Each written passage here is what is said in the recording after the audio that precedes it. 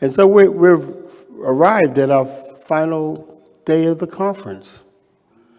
And I've witnessed through you a lot of interaction going on. And so that has been wonderful to see and be a part of this experience. For the last 2 days, we've been led in meditation by Reverend Bernette Jones, and she's going to lead us again in welcoming this space, laying our consciousness around the furthering of this work that we're doing. And without further ado, I'm going to ask Reverend Bernette to come and share the podium.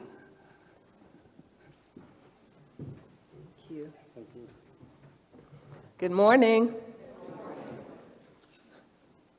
Aren't you glad to see the sun? I know I am. Let us pause.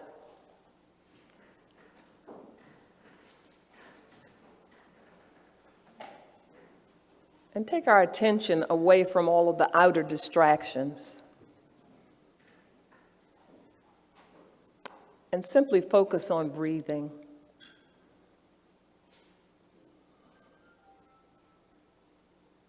We are so grateful for the divine breath that breathes us. And so we relax into that.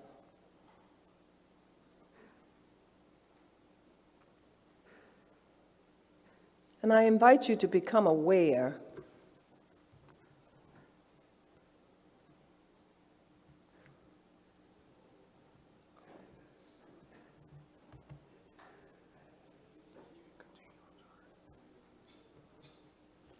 Become conscious of the infinite energy intelligence system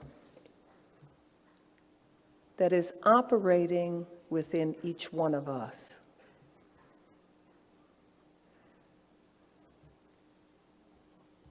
And there are 12 ideas that are giving us power to do this work, to sustain this work,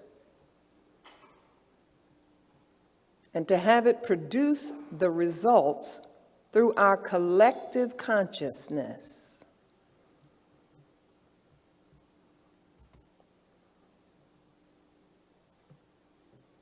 The first energy system is faith,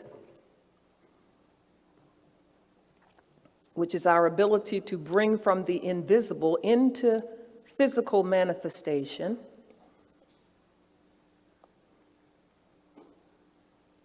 Whatever is required. We have the power of strength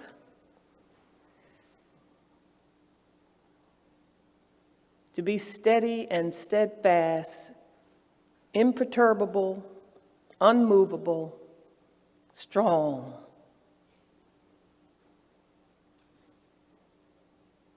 And just breathe.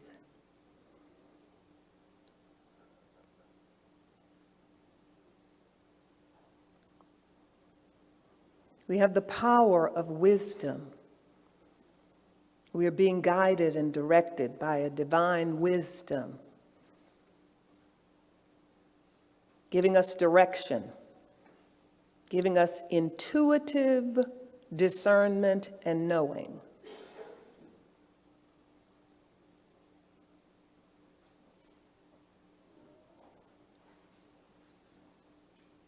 We are the divine power of love. Love is our attracting, unifying, harmonizing energy. It brings us together and unifies us.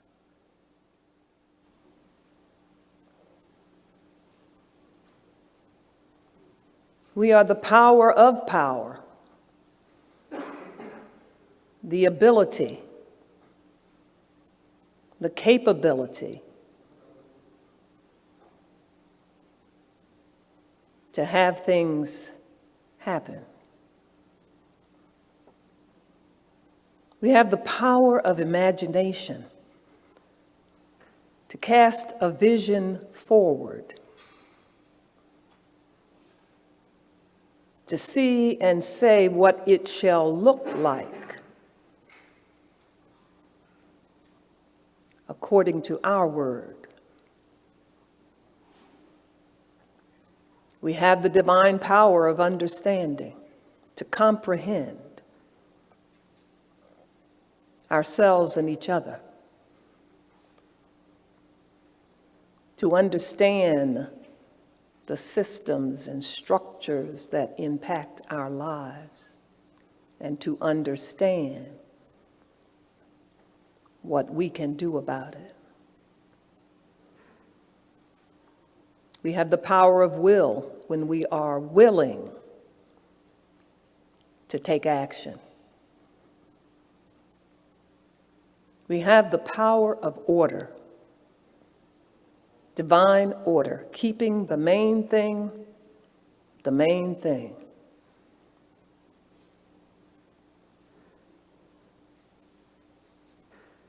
We are organized and in order. We have the power of enthusiasm, zeal, and the spark of the divine, giving us energy and impetus, prompting us forward.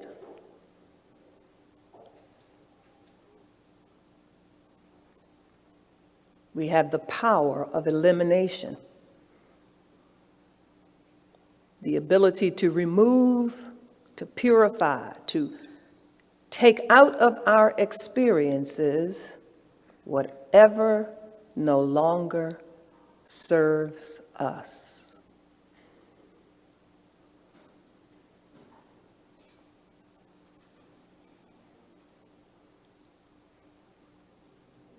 And we have the power of life, the vitalizing, animated energy moving, dynamic energy as life itself.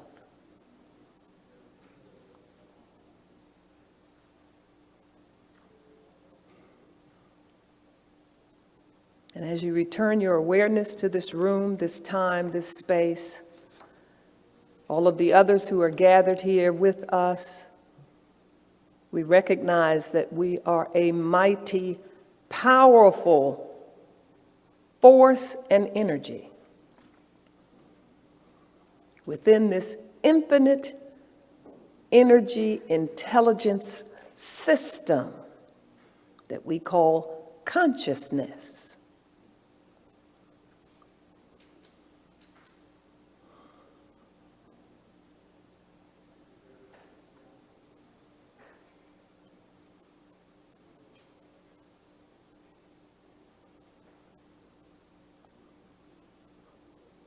It is done. It is so. And so it is.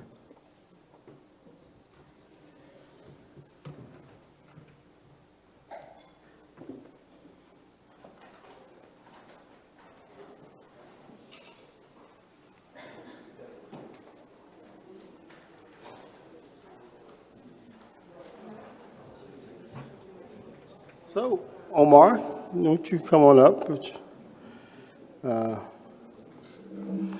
Well, come on. Yeah, come on. Yeah. All right.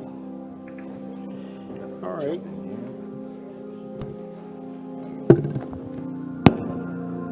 If you feel insignificant, you better think again. Better wake up because you're part of something way bigger. You're part of something way bigger. Not just a speck in the universe, not just some words in the Bible verse. You are the living word.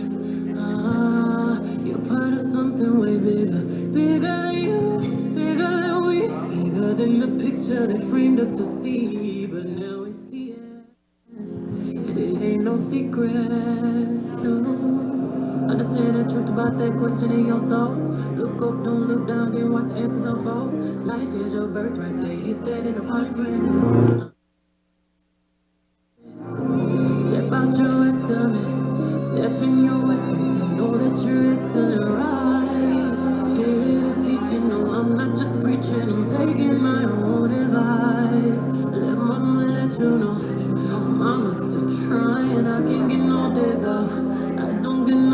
myself, truly I'm feeling it. I have to say that thing twice. Trying to be a good wife, still really hard, I can't lie. But I promised you I would fight, so I fight. If you're feeling frustrated, you're sinking, I'm jumping in. Forgiveness is key because we're fighting something way bigger. You never lose, we are winners. I'll be the roots, you be the tree. That's on the fruit that was given to me. Legacy. We're part of something way bigger.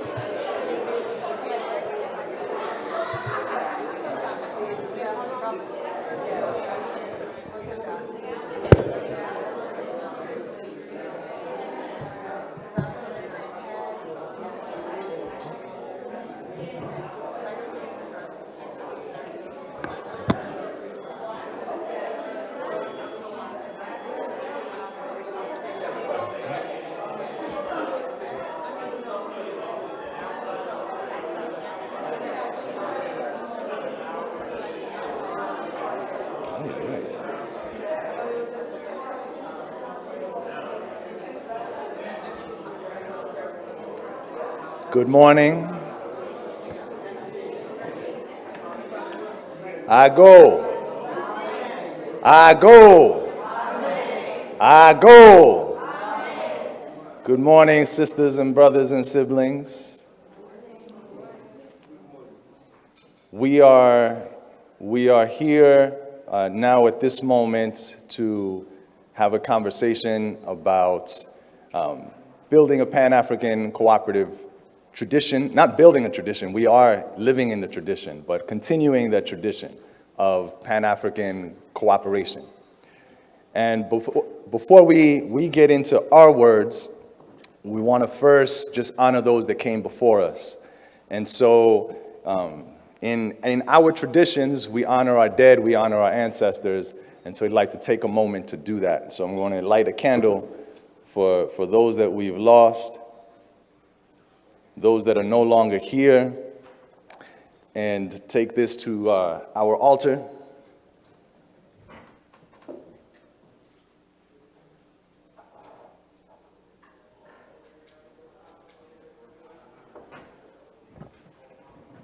So up here are faces of some in our community that we have lost, who've given their lives and worked throughout their lives to build our community, to build traditions of African people, throughout the world.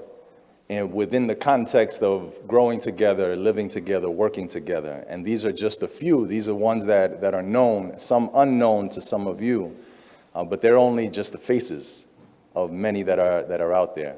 And we are here particularly under the red, black, and green banner that the Honorable Marcus Mosiah Garvey had created.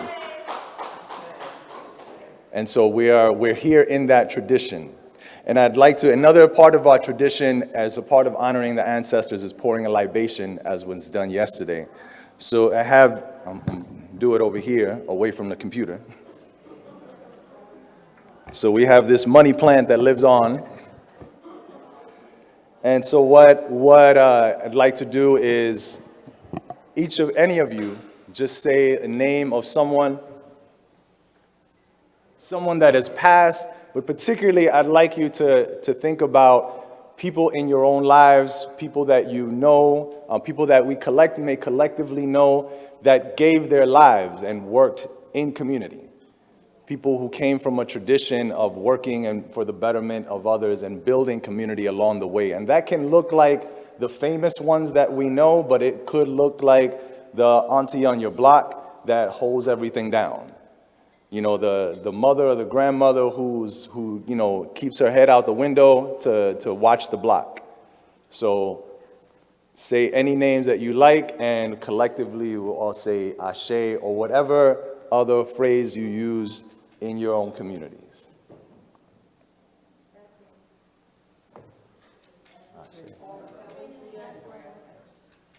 Ashe.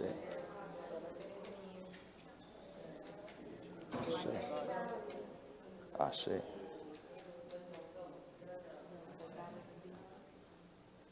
Ashe. I'm going to hold this a little higher so I don't have to bend and splash. Ashe. Ashe. Say them loud so they can hear you. Ashe. Ashe. Ashe.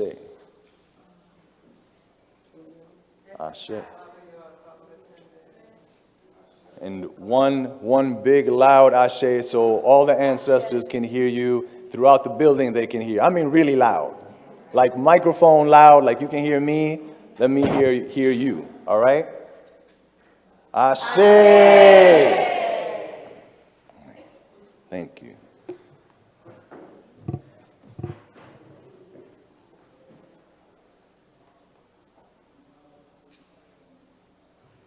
So this is in our tradition and how we honor and how we celebrate, and that's the starting place for us, is really coming from that place that our work in building community and building cooperatives is about building community, and our work in building community is coming from the traditions of who we are. Our community is held down by our culture, the things that are passed down to us in our families in our larger community, on our block, in our neighborhoods, in our local areas, and things that are passed down over time and lessons that we learn. So we learn how to hold each other up and how to hold spaces for each other. And ultimately, that's what cooperatives are about, holding space for each other. So we just do it in our own way. We, the three of us here are members and steering committee members of a new global organization, network, community of Black cooperatives and Black-led cooperative support organizations called Collective Diaspora. And this is a little bit of our coming out party. Thank you. Other steering committee members that are here, so Saki Sacagawea Hall, who I don't know if is here in the space right now, but is also a part of our steering committee, and Bernette Hatcher, who just left a little earlier this morning, is another member of our steering committee. And so we've come together in order to really continue the tradition and continue the work of community building, recognizing the need, the same need that created this space that we're in, that Ron and the folks at Network for Developing Conscious Communities took the liberty and the spirit to create, to bring us all here. These spaces are critical. These spaces where we can come together and drop everything else and support each other, hold space for each other. These spaces are critical. And so we've come together in order to be able to move that forward, hold space for each other, and do it throughout the African diaspora. So our focus is where Black people are throughout the diaspora. We have been isolated and disconnected from each other, so we exist in order to do that, to rebuild and reestablish the connections, and do it from the space of building community, building an economic system, building a community support system that changes the game that we've been operating under, that moves us beyond capitalism, moves us beyond the rules that keep us isolated, keep us separate, and extracts wealth and beauty from our own community. So that's what Collective Diaspora is about.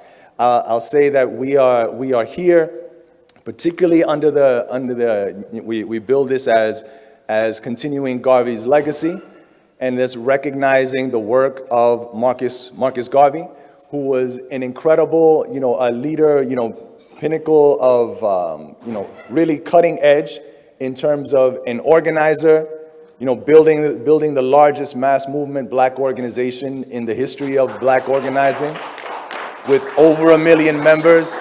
This was before Twitter, before IG, none of that, no cell phones. Can you imagine? No like mass text. This was on the ground, bottom up organizing, in community, throughout, across geographies, across languages, across regions, from Jamaica to Central America, to the United States, to the African continent, to Europe, through the streets of London. Marcus Garvey was everywhere. And we know that Marcus Garvey was not alone, though. Marcus Garvey was held up and part of a community and built a community. And it's what's recognized and what's seen is the figurehead. And it makes it easy to focus on the figurehead, especially when you're wearing the outfits that Garvey wore. And Garvey was flamboyant, in that degree, and put it all out there. And at the same time, that can't happen without creating the space for community, without really having a hardcore network of people organizing and doing that on the ground. And it's through recent work and years that we've recognized the work of Garvey as being a cooperator, a cooperativist, someone who was building an economic system that was about joint ownership with the Black Star Line. And all of the manufacturing businesses, the small scale, laundromats or bakeries that were run by the Universal Negro Improvement Association collectively, this was work that happened. And so the work that we're doing, that each of us is doing, is a part of that tradition. And so we stand on Garvey's shoulders.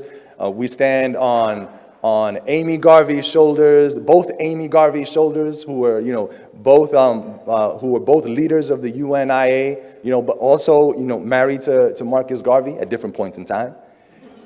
And, and they don't get the shine that they deserve. But, Marcus Garvey, just as a point, Marcus Garvey's second wife, wrote most of the speeches that Garvey was known for. And she was doing the on-the-ground work after Garvey was taken down by the federal government. She continued that work. And so her legacy is a key part of Garvey's legacy. And so we should remember that. So this is part of the work that we're doing. So we're going to have a conversation, and we want you to be part of this conversation. My name is Omar Freilla. I've been doing cooperative development work for 19 years, doing environmental justice organizing. Before that, based in the Bronx, based in New York City. My family has come from, prior to, after all of us coming from the continent, my family was based and came from Dominican Republic before moving to New York City in the 1960s.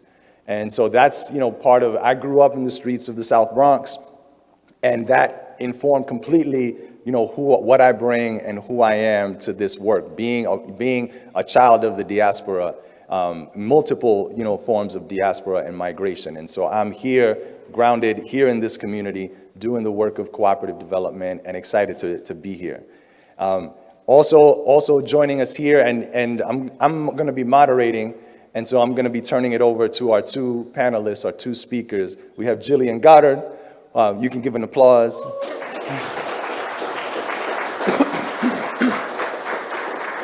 So Gillian hails from Trinidad and Tobago. Gillian is, you can do a Google search on Gillian. Gillian, if you want to know anything about chocolate in the world, chocolate and black people, chocolate and organizing, Gillian's name will come up. She is, and she's been talking nonstop about chocolate ever since she got here.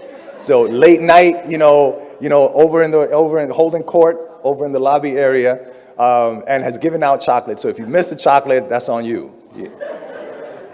But, she's worn multiple hats, founded many different organizations in Trinidad and Tobago, created a network of cooperatives and cooperative farms, and taught chocolate methods, sustainable practices in Trinidad. And that led her to her current effort, which is forming a transnational cooperative of cooperatives and cacao producers, which is really changing the game in the cacao industry. I'm not going to say any more about that because I could just go on, but Gillian is going to do all of that. So, thank you, Gillian, for being here. Gillian is also a member of the steering committee. And then next to Gillian is Priscilla Ferreira.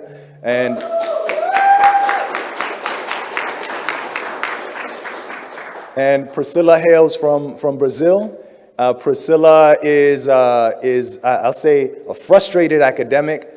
Frustrated because she's really at her core a hardcore organizer and is about building community. And so she's based out of Rutgers University, but she's really based from the favelas of Rio, favelas in Brazil, and has been doing work with black women in the favelas, and is really bringing and highlighting the centering the work of black women in building a solidarity economy. And so, she's been doing incredible work and pushing that forward and creating the space for many to really recognize that work and recognize that the solidarity economy is not a space of, white people doing white things.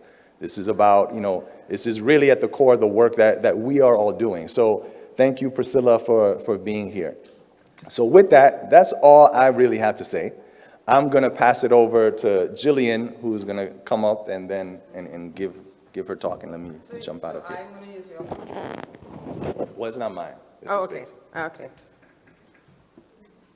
So I was thinking, as Omar was playing his music, that this might have more music than the party last night, because a big part of our liberation is our bodies. I mean, we come into the world with a body that is our compass, our laboratory, our GPS. It gives us information to use to guide us. And when your body has been brutalized and beaten and criticized, you lose access to your body. So Claudia Jones, who's one of the people who was up on the screen, was a Trinidadian and Tobagonian activist who came to the US, became a communist, got kicked out, went to England, and her activism was she founded Carnival. So the understanding that our activism does not have to be inside of a room, does not have to be sitting down, thinking of ideas, it doesn't have to be political. It could actually be legs spread, knees bent, and pelvis moving. And yeah, I have very little respect for anything that currently exists. So I'm interested in irreverence. And part of that is our bodies are our biggest tool. So get them back. So this is a group, oh, we need sound. This is one of the groups that's part of our group. It's women in Ghana. They have a women's cooperative. Letitia in the orange shirt, she is the cooperative organizer. It's about 700 women. They grow cocoa in the western region of Ghana. She drives 2 to 3 hours to come to our Zoom meetings and is unable to speak because the connection is so low. That's what colonization looks like now. So don't get confused. That's what it looks like now. And part of it is that we are not complete without our indigenous people. And African people on the continent are our indigenous people.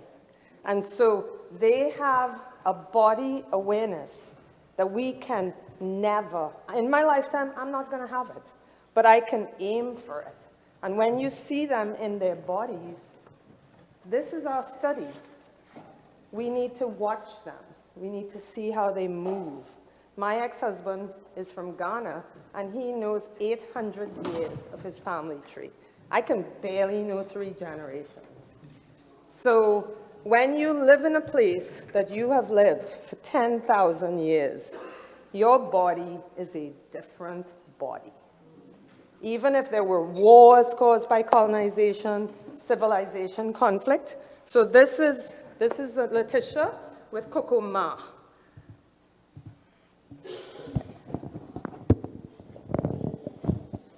Okay, so we're not getting Oh, it's coming from over there. Okay, well, it doesn't matter. We can just, this is people in their bodies.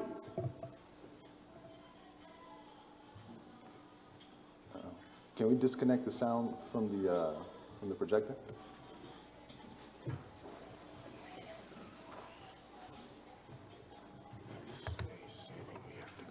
So sometimes people in places with higher GDPs feel that they have better lives. And when you live in the global south, you don't feel that way. We come here, we see the isolation, and we see the disconnection and the breakdown. When people from here come to us, sometimes they think, oh, we're coming there to help you. And actually, the opposite happens, right? So humility in your body is part of what I have learned from indigenous African people. That I am not some great thing compared to other species, compared to this plant, compared to things in the world. I am a humble human, and I'm no better than anything that's walking. So we're not going to be able to get there.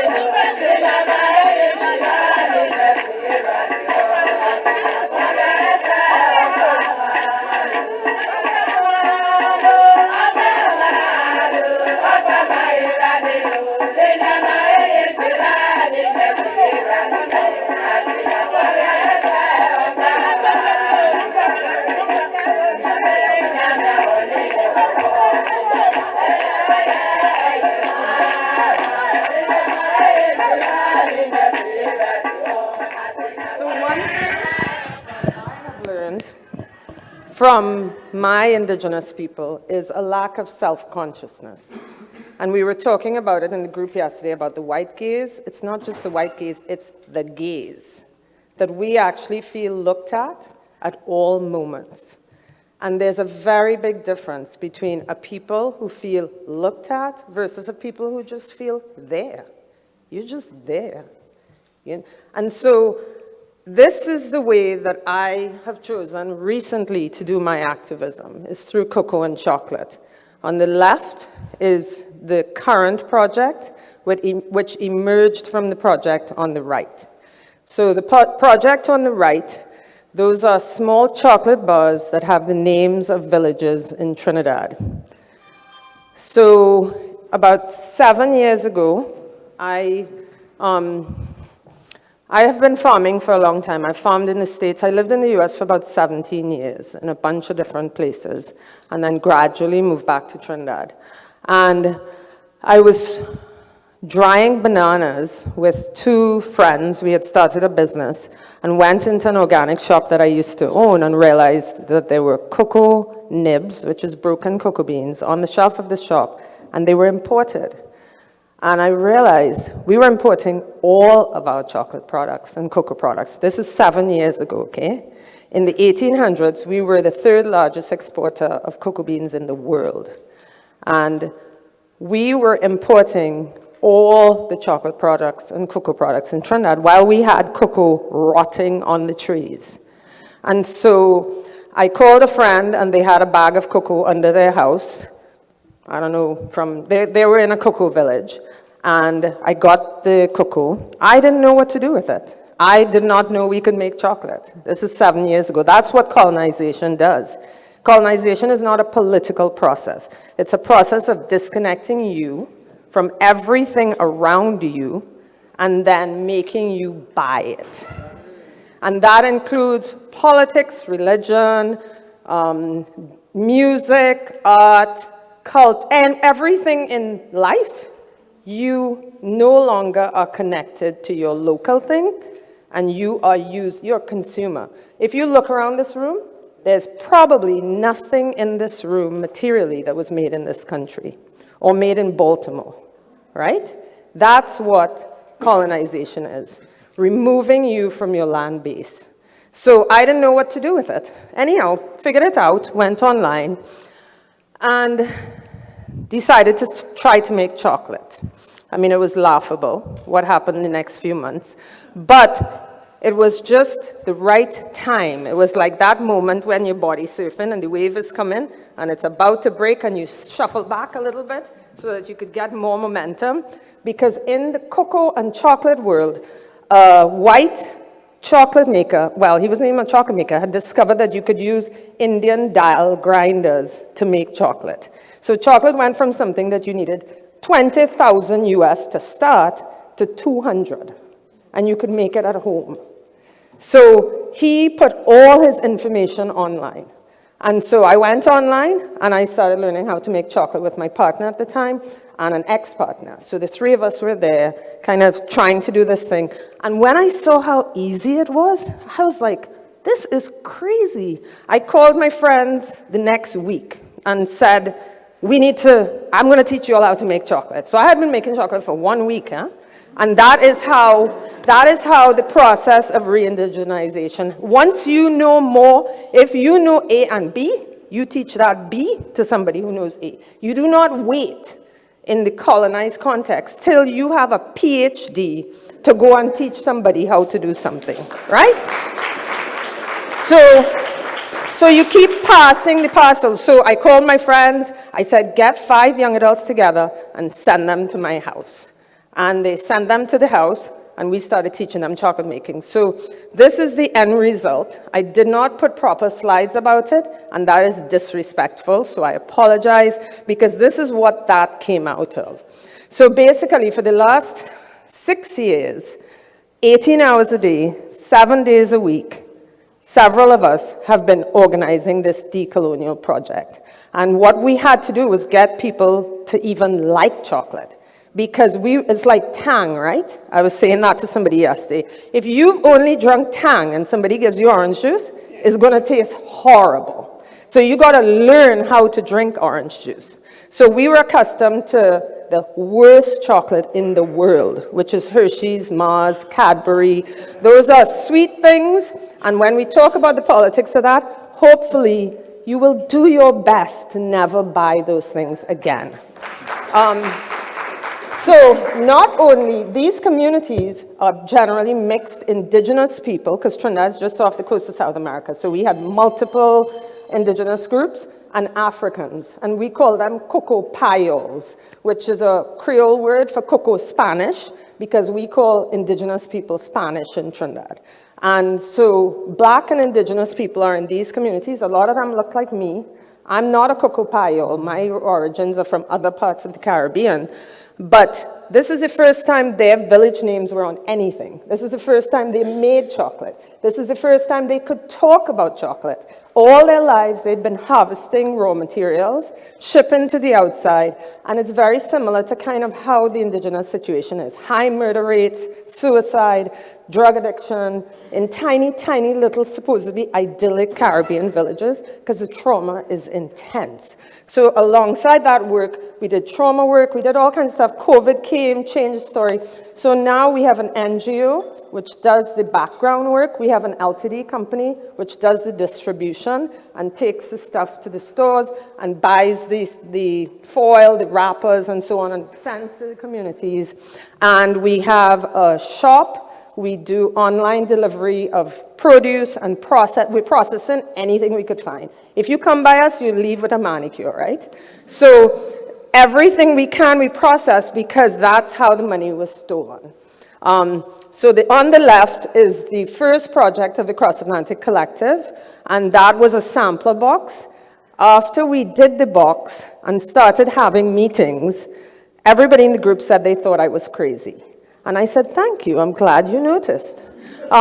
Because in our second meeting, I said, we're going to do a sampler box. Most of the people in the group had no knowledge of how to make chocolate. They didn't have machines. That was in August, September of last year. By December, we had a box with 12 bars from 11 countries outside the US and a mixed melting pot bar where everything was just thrown in, because the last stage we do in the US. So can you, I have to go ahead. What do I press? Just slide down. Slide down. Slide it down. So I'm going to kind of go over time unless I get some help. So you need to give me a little help. Is help me rushing? Huh? What's that?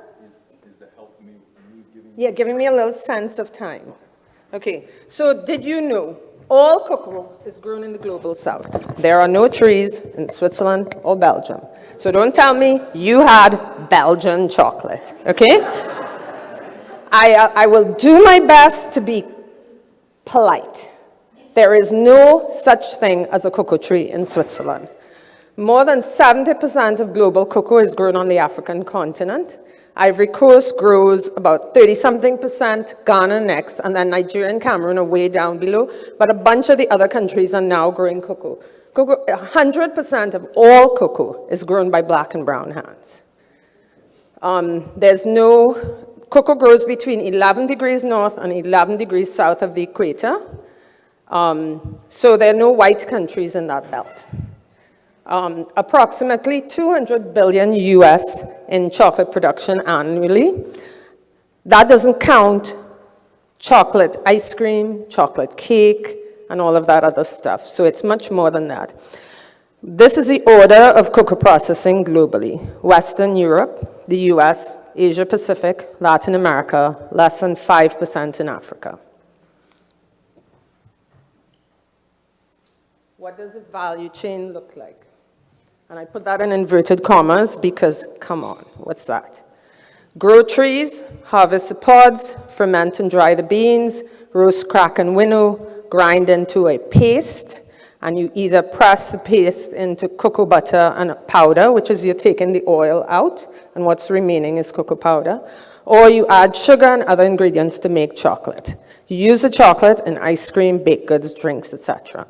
So where the value chain stops in the global south is after ferment and dry beans. And honestly, if fermentation determines the taste of your chocolate, So as we get more interested in good chocolate, fermentation has become more important.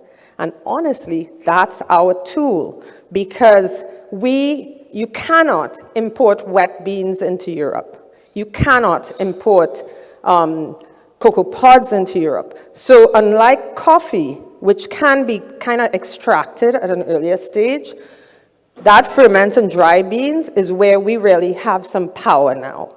And so we are using that power, but we are moving down the value chain. What a company like Cargill, a big, big food company, they now have opened a plant in Ivory Coast where they're grinding the paste there. But the machines are also owned by the Global North. The transport is also owned by the Global North. So it's like how we were talking about tourism last night. We're just doing the manual work at the bottom and making minimum wage. So even if it's in Ivory Coast, that means nothing. Cargill still owns it. Okay. So this is to follow the money, which is not all that this is about, okay? But it's $1 from continental Africa. The large companies are buying the beans at between $1.80 and $3 a kilo, and $3 a kilo is very rare. I know your Ujama shop, you'll do fair trade, so fair trade will take you up to $3 a kilo. $2 a kilo is generally what's paid. The Ghanaian Prime Minister and President and the Ivory Coast President got together to set a differential price. They wanted 20 cents more over the 180. The European companies refused. This means that the average cocoa farmer makes $200 US a year. The price of cocoa has dropped proportionately over the last 15 years. So a cocoa farmer now is poorer than a cocoa farmer 20 years ago. But are you paying less for that chocolate bar? Not a cent less. Decent chocolate couverture, which is when you make the paste and stuff, is sold for US $30 a kilo. And this is what made me do the projects that I did. Because when I saw that the beans were $5 a kilo, and I raised the price of beans in Trinidad, the price was $3 a kilo, and I went to the cooperative and I said, I'm paying $6 a kilo. They said, but the price is $3 a kilo. I said, I'm paying $6 a kilo. This is unsustainable at $3 a kilo. So if I'm going to make chocolate, where I will be making $30 a kilo, I need people to start growing again, because people had stopped growing. So the price is now $5 a kilo. So it didn't go up to the level I said, but if you import beans from Trinidad into the US, you will now pay $6 a kilo. So look at that differential. And that includes sugar. So without the sugar, we're talking $40 to $70 a kilo. So my reparations equation, to work it out, that's how many minutes? 3 minutes left? Okay. Is that all I need from you, Switzerland, is the difference between the price of the beans for all those years and the difference between the price of the chocolate. That's my reparations equation, and that's only for cocoa. I want that for sugar. I want it for cotton. I want it for every single trade price that you have extracted the material. So this is the farmer's share in the value of the chocolate bar in 2012, 3%. So this is what colonization looks like.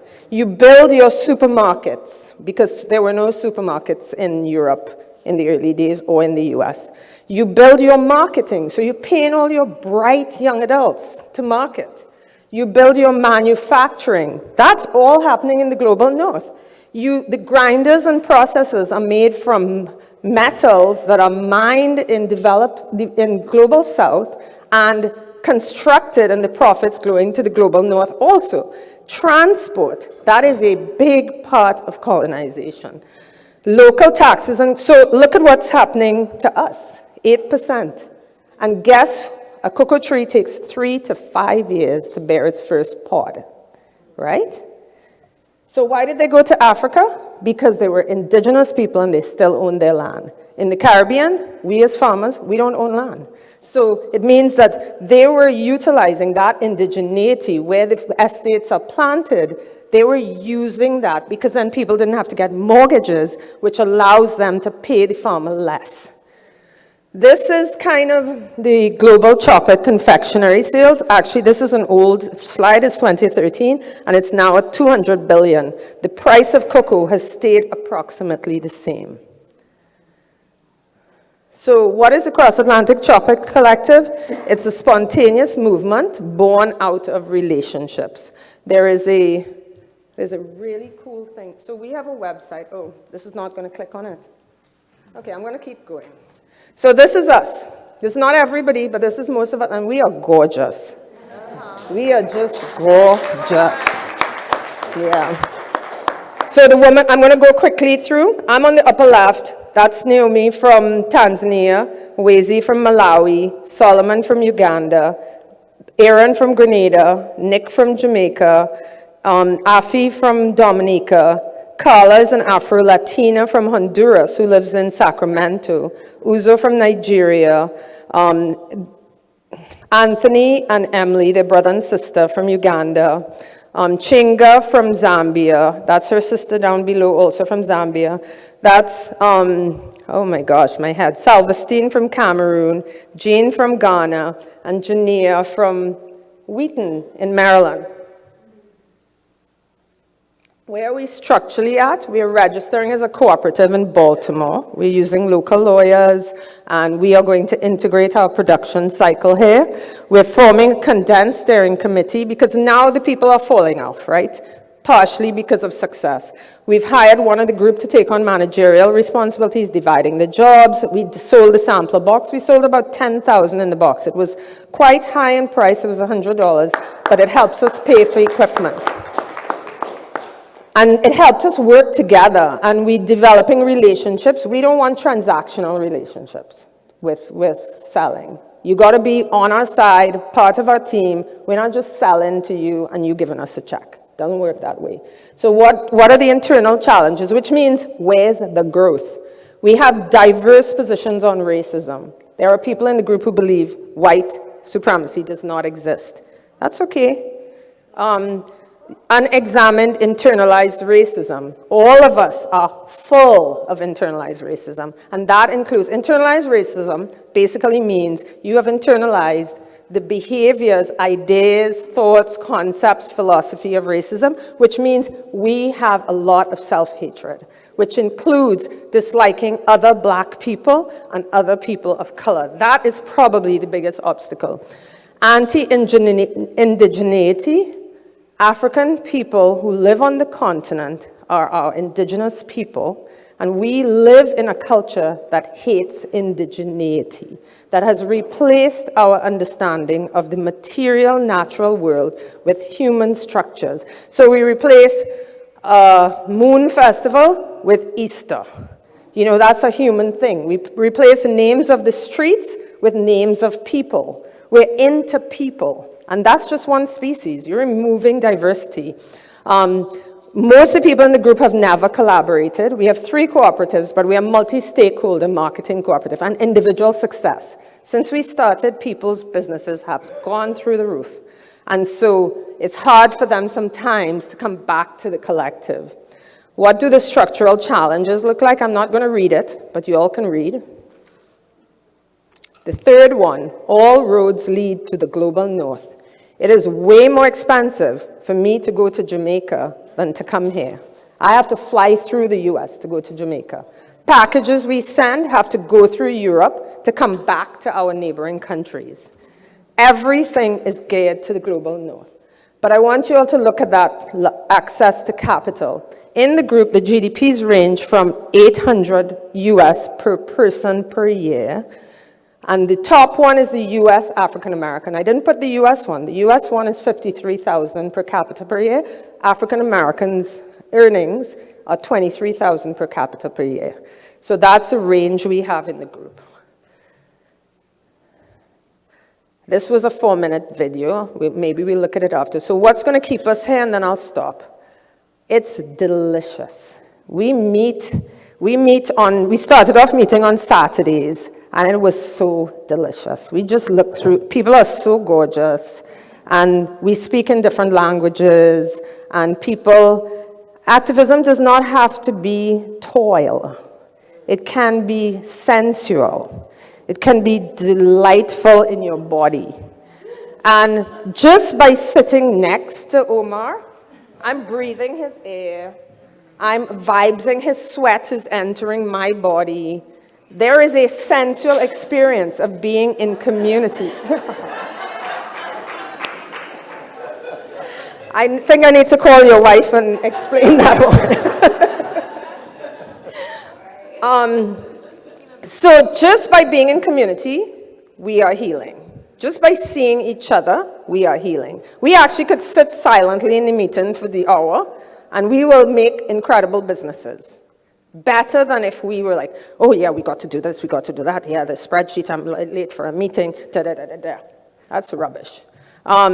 Indigenization of cocoa into the continent. Most Africans in the group had never used cocoa. It was a crop they harvested. Italians, Germans, Dutch, everybody drives to their door to get the beans. Does not show them how to make chocolate. Does not show them.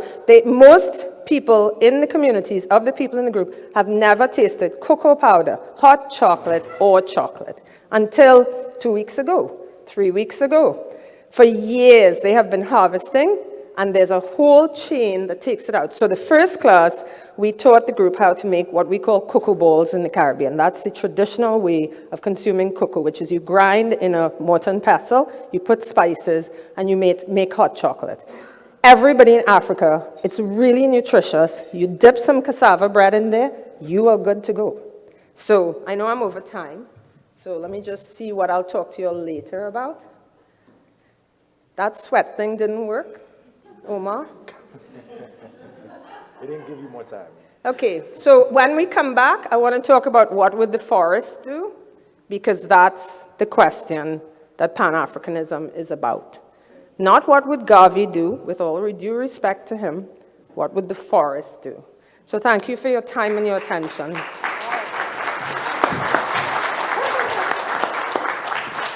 your sweat, which we're all sharing, we're all breathing in each other's breath right now. Sharing those chemicals. Enjoy. Next up, Priscilla.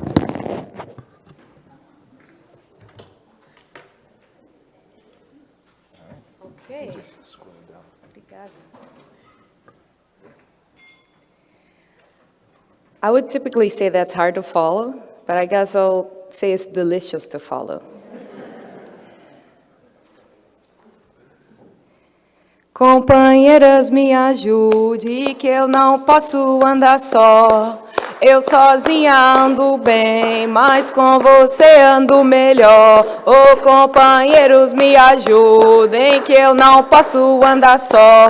Ou eu sozinha eu ando bem, mas com você ando melhor. Bem melhor. Saravá algum Yara. What a joy.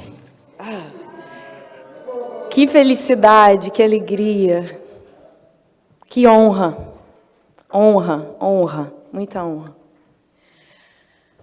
I got all the orishas here protecting this space and giving ashe to the connection. First, I wanted to start by just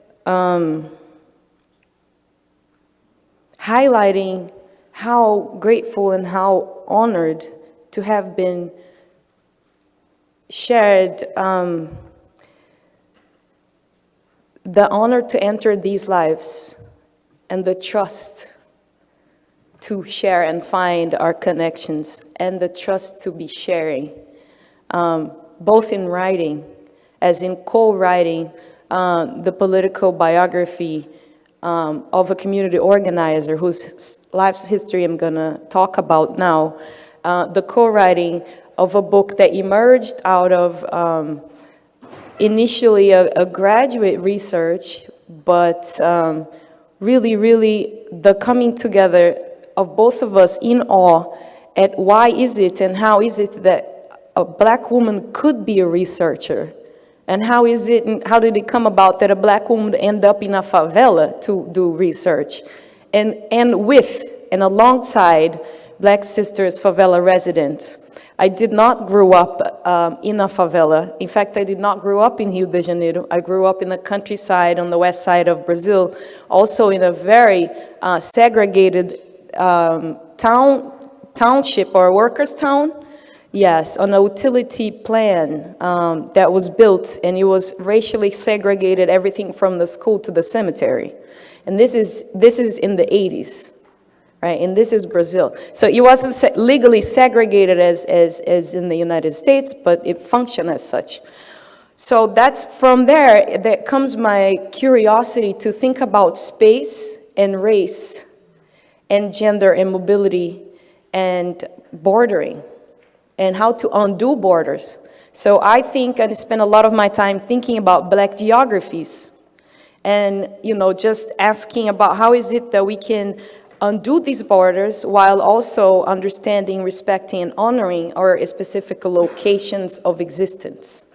And so yesterday we were talking about, Omar showed the little clip about the enslaved back global financial system, right? And it was a clip on the 1619 project, right?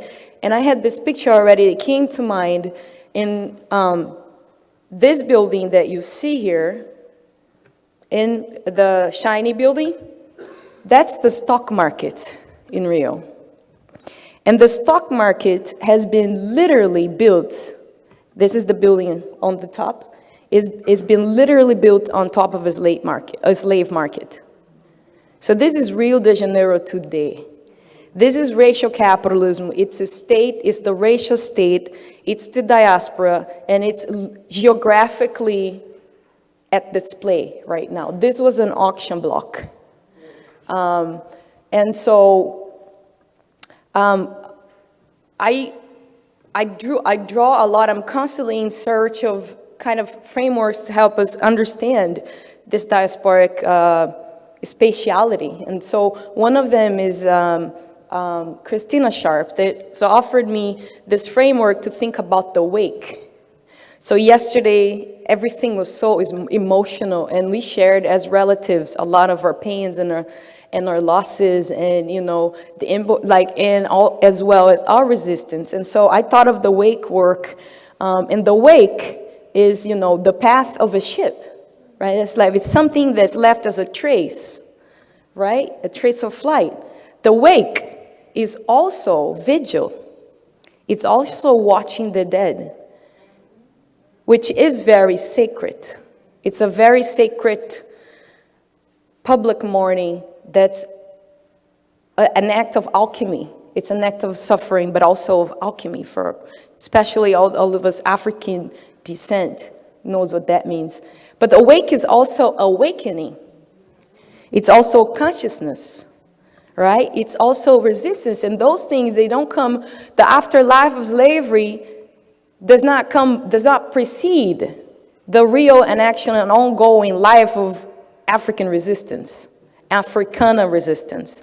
These are coexistent. And so from there, there's a rap song in Brazil that says, think about the wake, think about the afterlife of slavery. Think about the traces when these are military police cars raiding favelas in Brazil.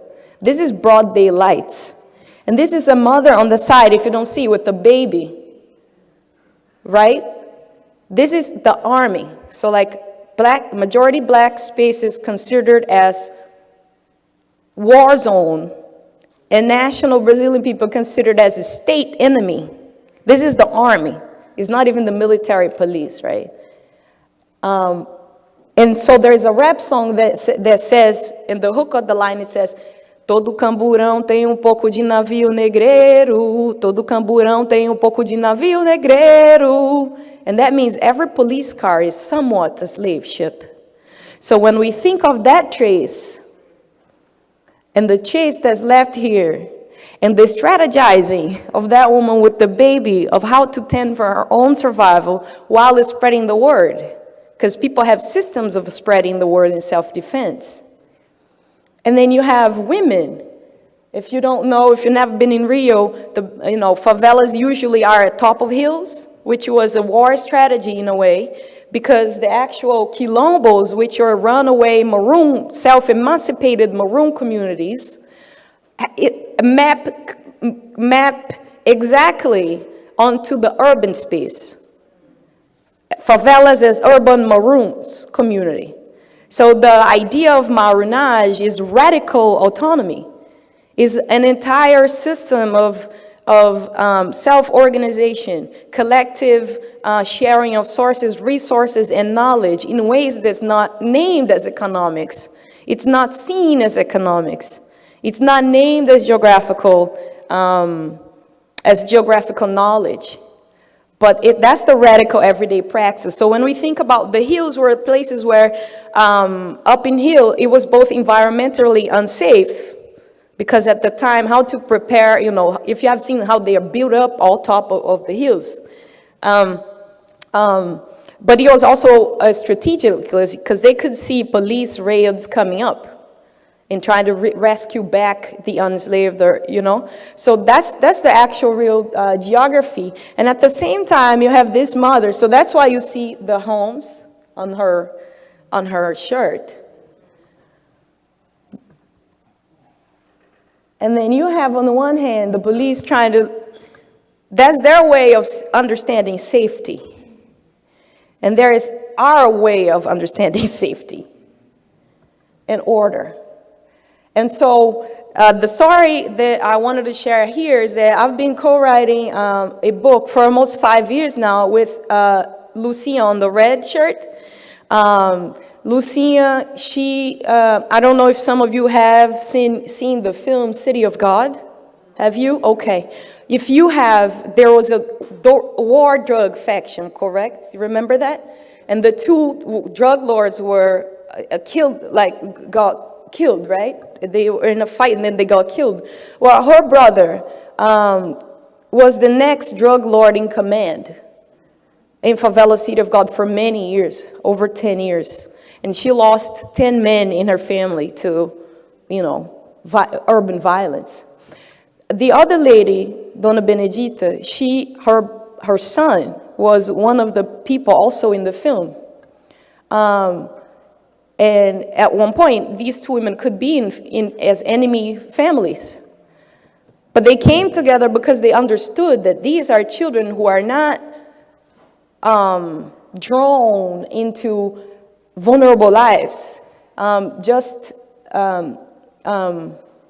because that's how Black spaces are designed, wired to happen. In fact, they know all of the affect that's behind it. And so they came together to create one of the first community child care centers. Favela City of God has 70,000 people living in there today and 0 public high school to this day. None. So they came together to create the first self-managed community child care and youth care, and it's still there, despite the fact of having no public money, no funding, no foundations, no grants, no nothing, out of their own organizing to 27 years now. And talking about joy, and talking about cooking, and talking about coming together, right? And talking about, the ways that this history gets passed down and passed around, right? And documented. I'm not going to talk too much about that, but I just wanted to say that the praxis of quilombismo or maronage, quilombismo, to this day, it as a praxis has so many ramifications. And if we don't change the lenses, right, to see the kaleidoscope of the economic landscape in our communities, what we see deprivation, what we see is expropriation, what we see is lack, what we see, right? Our types of transactions are not necessarily considered economic transactions. So if we don't change the lenses to see this landscape, then constantly what we're doing is to, repeating again and again that then people need capacity building, as if they're incapacitated, constantly. So all of the money that gets funded to like Solidarity Economy Project and Co-ops Project, it gets channeled through universities because that's where the hub of knowledge exists, right? That's where legitimate knowledge exists, right? That's where people understand economics and spreadsheets and data and and inflation. And so all the money gets channeled through there and not through, into the means of production and not into, affording and supporting the actual labor. And only when they come for those mapping, all of that labor gets extracted because people who are not from there, they just don't walk in there. You have like extensive tables with drugs, open air, 7 a.m., the police helicopter all over. Any shootout can break out at any time. People don't just walk in there. So they need that economic knowledge. They need that spatial knowledge. They need their mediation skills, right? They need all of their urban planning skills to even be, when I say they, I even say the mayor himself. I mean all the planners, all the scholars, right? And that labor is not compensated. So here is how that praxis evolves. This is the actual mayor of Rio today, although this picture was from, I think, 2018 or 17. And what they did, they created a community bank. If you see this lady over here, that's her. She's a priestess of Candomblé, now deceased, and both of them deceased, both priests of Candomblé, and their faces were stamped on the City of God, CDD currency. So the youth did a research who are the people who represent our wealth. What's wealth for us? What's the wealth that has sustained our bodies and our minds and our souls today? And they made decisions of who should represent their wealth on the currency. I could say more about how that currency has worked. Once they tried to change it to e-money, it disappeared. Because it wasn't just about its economic power. It was about memory. It was about organizing. It was about a whole bunch of other things. Talking about how co-ops, like Jessica Gordon talks about, a lot of these initiatives, they come also because there is political education and consciousness raising organizing. So, people come together. And I just wanted to say and honor, in particular, Dona Benedita, who was the first woman organizer as a favela neighborhood association in the 70s. And if you know, 70s in Latin America was the military dictatorship, and gathering was something prohibited by the law, and a lot of people got killed and tortured and persecuted. And yet she rose up as the first woman of favela organized. She has also since then passed. But I just wanted to honor the lives and the legacies and the memories of these women and the trust amongst us to say this needs to be documented. And so as an academic, I feel frustrated, very much so. And I am constantly trying to understand how to undo these borders, including the borders of academia, but also how to undo the diasporic borders of language. I've started an interpreters collective called the Collective of Black Interpreters in Brazil. There's only 6 professionally licensed interpreters. It costs something like $7,000 or something to get a license, and 350 hours of unpaid training. Who can do that? Who can afford that? So throughout the pandemic, we are gathering to do translation for for social movements, voluntarily, English, Portuguese, and Spanish, because COVID brought these, novelties that we can draw on and we can enhance. Before, the agencies for translation, interpretation, you had to rent those machines. Remember that? That was so freaking expensive. Our movements couldn't gather and have conversations because of that monopoly of the machine. Now the Zoom offers that. And we need to bring in our knowledge. So that's one among many other initiatives, including with the landless peasant movement, and some friends who will be coming to the U.S. One of them is gonna come here when the book is out. We're gonna go on a tour, and we hope to connect with y'all's organizations as well. But just an invitation, like a very deep invitation, to think about, particularly about language justice. So much of what I can share now, it has cost me so much emotional labor to be able to say this in a language that is not my own. And it's not my own, it's not your own. Yeah? As an Afro-Latina in this country, as a teenager, I was so confused. I had to be either Black or Latina. I couldn't be both. And so learning and becoming fluent in English, Portuguese, Spanish, and French has caused me so much isolation from my own roots and communities. I've had to be moving around. It's a privilege, and it's a pain, and it's a resource. And so, just take upon us a clear understanding that all that we call nation, that's fictitious bullshit that we definitely need to undo. And part of that undoing, while honoring the ground and the land where it's stepped upon, this is bullshit. There is no such a thing as Brazil. There is no such a thing as America, particularly not America in the singular. And so, thank you so much for your attention. If you ever need interpretation work, we are about to turn that collective into a co-op. So if you are really and ready to support in different ways, I would love to share my contact. In translations in Portuguese, we can connect the favela movements directly. It doesn't have to be through me. We can connect the landless peasant movement directly. It doesn't have to be through me. We can connect the feminist and the queer movement directly. And the academics without all kinds of borders directly. Right? And so thank you so much. Thank you, Omar, for this invitation. Thank you, Jill. Thank you, all of you.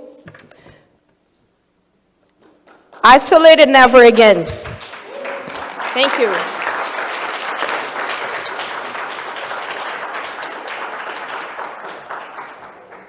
All right, so in the time that we've got, instead of doing a Q&A, I'd like to do something a little different. So this room is full of organizers, it's full of folks, in co-ops, in co-op development organizations, freelancers. Many of you have traveled, to different parts of the diaspora. So I'd like, a bit of a free moment in the few minutes that we've got, and just hear from folks, for all of us to hear from those of you who have engaged in any activity where you have gone beyond your own community, to connect to another member, another, community of the African diaspora, particularly around cooperatives or community building, I should say, where you've engaged in some kind of economic support, you've been engaged in some cross-organizing support, because there's a demand, and there's energy, and we're all rich in it. And so we've all got experience. So this is an invitation for those of you who feel so free to share. We would love to hear some of your own perspectives. So the mic is open. Yes, brother. Yes, my name is Dewey Thomas. Thank all of y'all. Thank Brother Ron Hands. Let's give him a round of applause. I've been here the last 3 years, and I'm usually just running around, supporting my wife, Sharon, Megan. I never come to any of the sessions. This is amazing. I'm a broker in the natural foods industry. I've worked with some fair trade shea butter companies. Sister, we gotta hook up. Yeah. I'm supposed to be going to Whole Foods right now for an appointment. I'm like, F that. I need to get this. That's right. I've been working in natural foods for 20 years.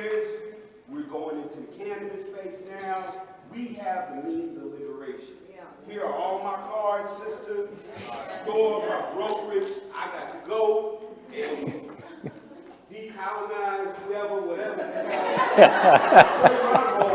But thank all of y'all for coming to Baltimore. I got to go do this thing. I say. Yes, in the back.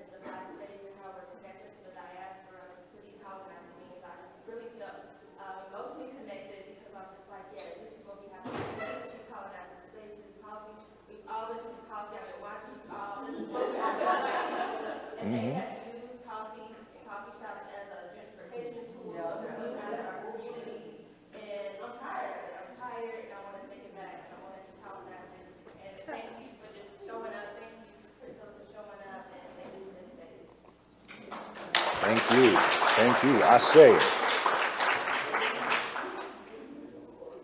The floor is open. Don't be shy. Share who you are for everybody. Share who you are for everybody.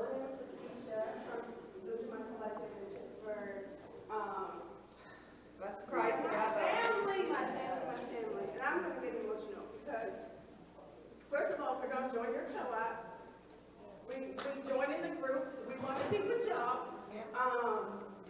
But we've been doing work to connect the diaspora as well. And so when we formed, right, so many of our founding members, and we talked about this, were like continental African, from the islands, right, and that it was just really important for us that as we build, right, because I believe that the liberation is about all of us across the water, like us being connected, right, and that it's just so much, so much, but we've been able to go to Uganda and Tanzania and Ghana and build relationships.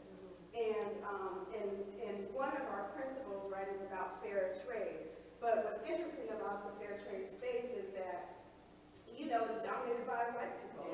And I was just so, like, as I was doing research over the past couple of years, it's just like the fact that, like, African American people are not in that space doing business with African people, right? And just even elevating and changing even what it means to be fair and what it means to like share wealth, right? And also knowing that wealth is not just one thing, right? And so I'm inspired, I'm motivated even more. I feel like the relationships that we've been growing in all of these places, there's just so much. I remember when we went to Ghana a couple years ago, and we went to visit a cacao farm.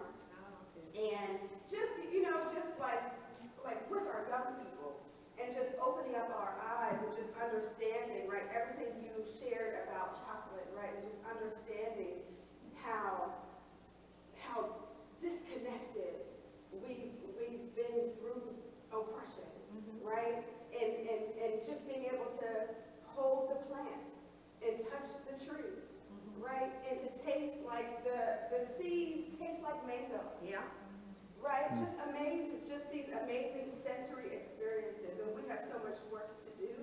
But it's so I'm so inspired because sometimes I feel like it's a lot and it's so overwhelming.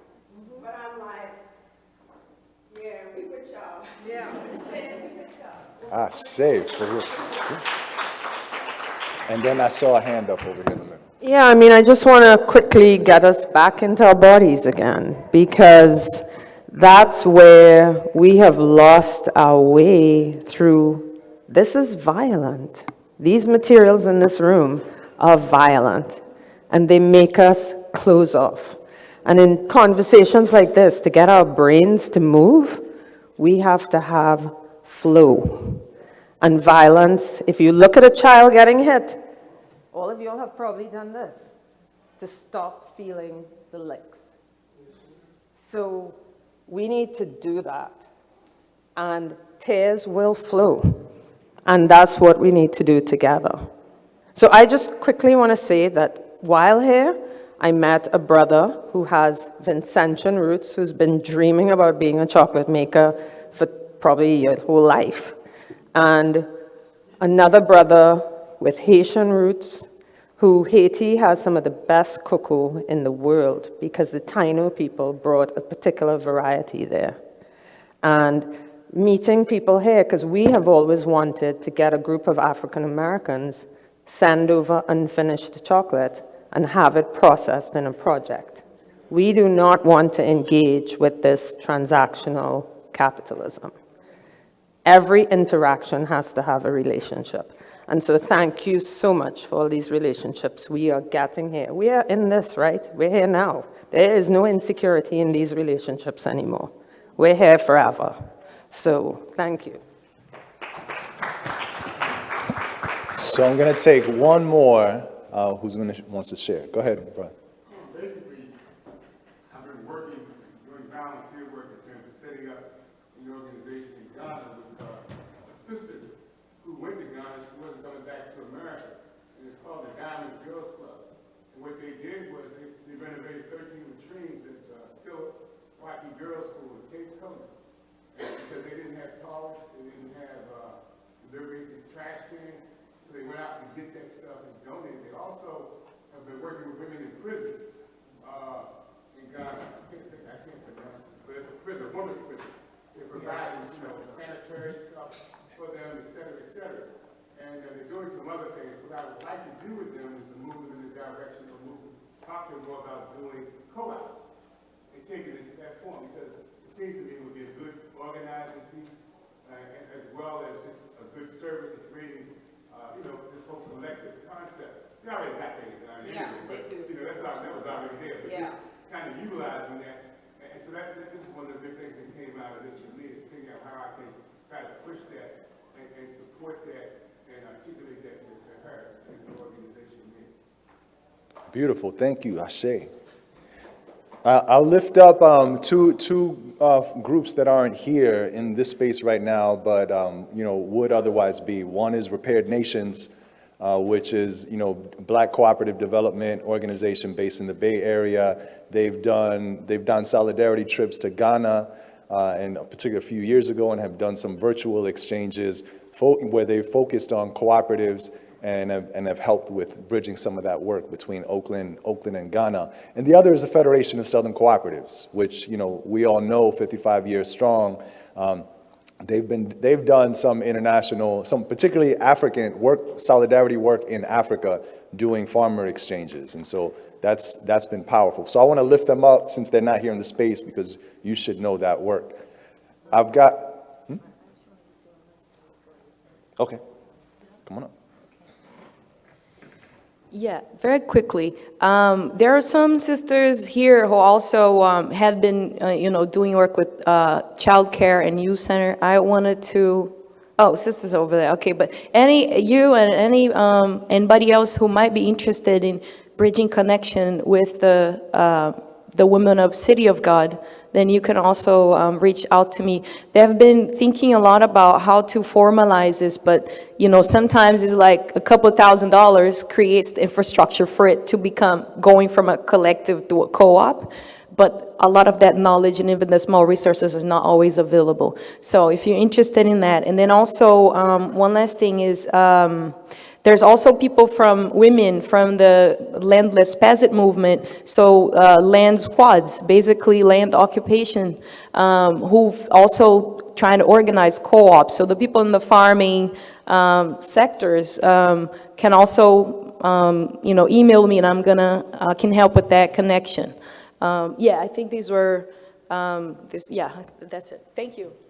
So any questions, further comments, I invite you to speak after with Gillian or Priscilla or myself. And I invite all of you to visit our website for Collective Diaspora Particularly, you can go on there, sign up for more info, and those who are interested in joining and being part of Collective Diaspora, your co-ops and your organizations, please sign up, reach out, and we will build this together. Thank you very much. I'm going to pass it over to Ron, who's going to give us some logistical announcements. Thank you. Well, firstly, thank all three of you for your presentations this morning. Just a mere a little housekeeping. The session that was being held by Omar Salesi on the gym, behind the Gym City Market will be held in this room here. So you just can stay in place and move yourselves up a little closer. But the room has been moved from Preakness A to here in B. So that's the only announcement I really wanted to make. Do you want to do something to close out? Yes.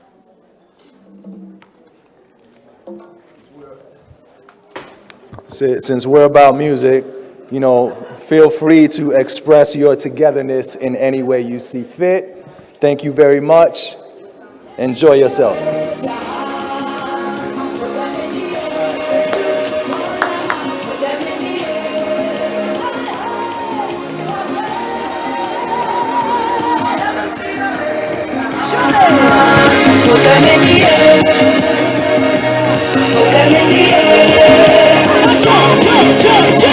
Jump and let them see love and unity, one big family, togetherness.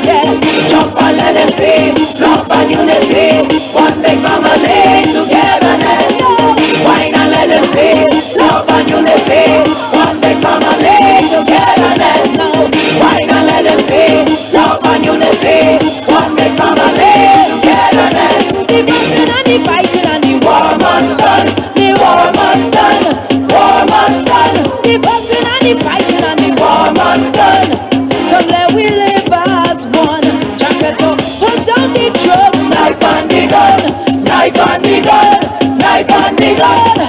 Put down the drugs, knife and the gun, and let we all have fun. Hey, hey, hey. Jump and let them see love and unity, one big family, togetherness. Jump and let them see love and unity, one big family, togetherness. Wine and let them see love and unity, one big family, togetherness. Wine and let them see love and unity, one big family, togetherness. What is the word? Togetherness. What is the word? Togetherness. What is the word? Togetherness. What is the word? Togetherness. Let us see your raise your high. Show it, show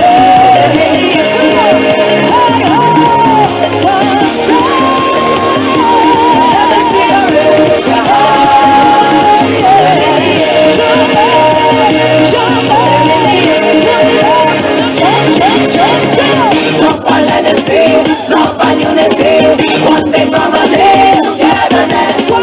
Jump and let them see love and unity, one big family, togetherness. Wine and let them see love and unity, one big family, togetherness.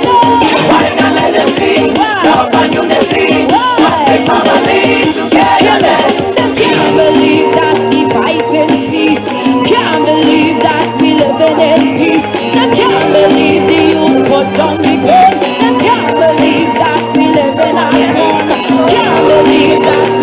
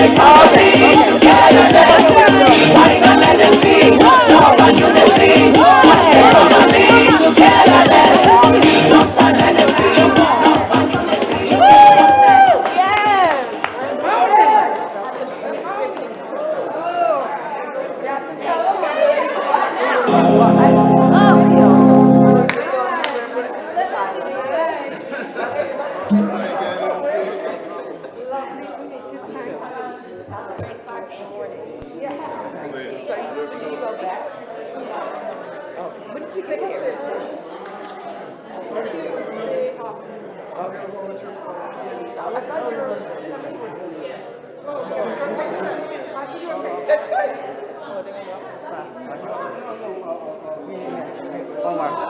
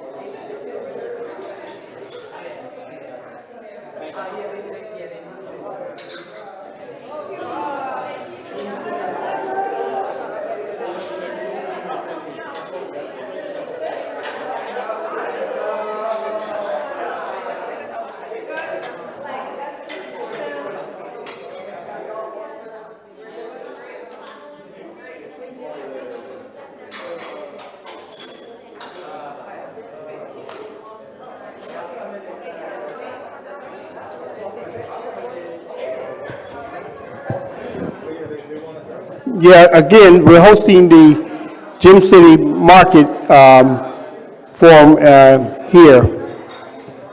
I need can I get access to the computer? Yeah. Go ahead. Is it already connected to internet and everything? Yeah, there's an internet connection?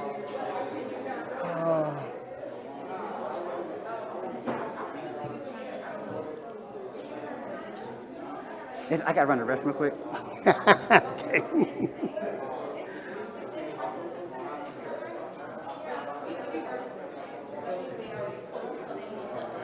Wait till he goes back from the restroom, because he needs to get access to the internet.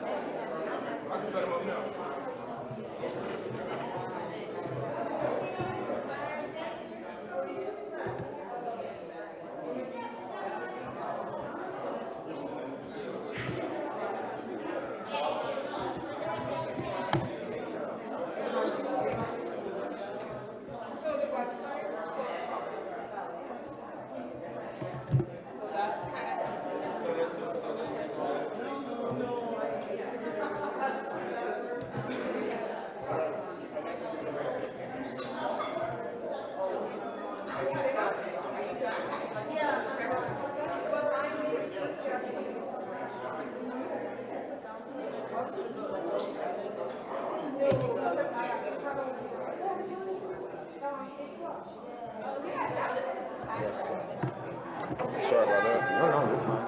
I can, well, you can close out of that. I can close it out. Okay. Yeah, I don't need any of this.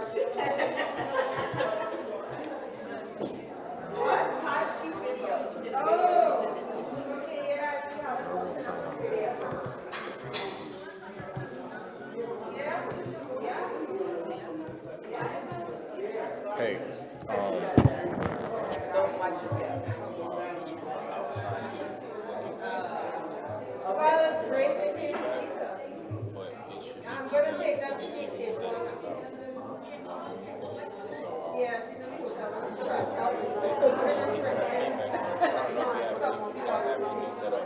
received the feedback, but I would hope that it would be constructive criticism, so you guys can give feedback. I don't want to, I just didn't want people to gossip. So we walk in, right? Why are you Over the course of the 2 days, They do stuff. I heard So we guys walk in, and conversing amongst themselves. I just hope they told the presenter. Can I just, sorry, can I put something on? we all look so much alike. You have my presentation. It was great. I hope Tyler share all of this. All right, see ya. Okay. I'm not sure.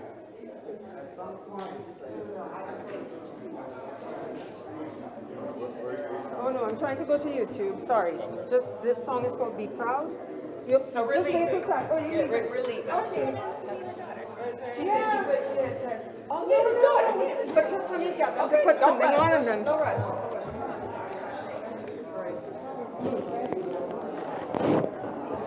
Right, this one.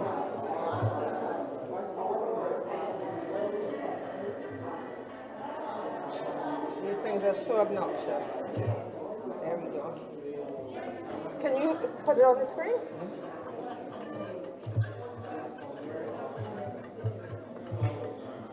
Stuff. Yeah, but it wasn't right there, right? So I think to pull up my PowerPoint.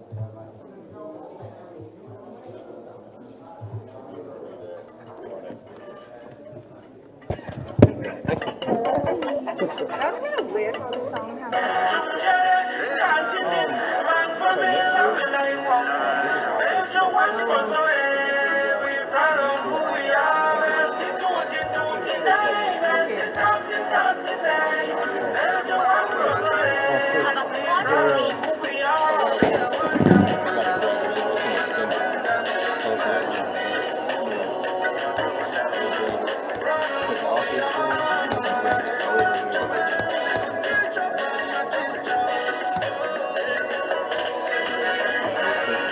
No, this is actually you, like, So just like, where's the speaker?